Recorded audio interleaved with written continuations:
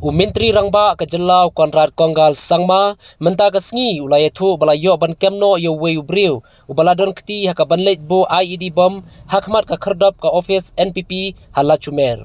Menteri Rangba ulo ongru bana kaliang ka sarkar lengba ka tenat pulit kidang pelong ye ke jingto ket ke ba company ban lap din shushu ye ki badon kti ha ka te ka kampentrim bo bom IED ha ka nong ba shlong. And further details will be given once we get the entire report after the interrogation is done. So please await that. Maybe towards later part of the evening, somebody from the government or the police department will brief you on that.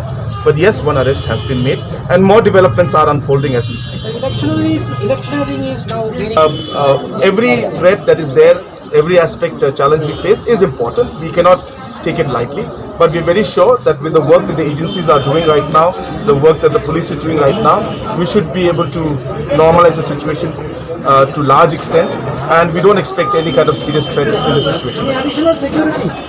Absolutely, we will take all measures to ensure that all the candidates from all political parties are given enough security. But there are also. But the agencies are doing their work. We're ensuring that no such threat or no such incident will occur, and we're confident that all steps will be taken to ensure that all our people are protected.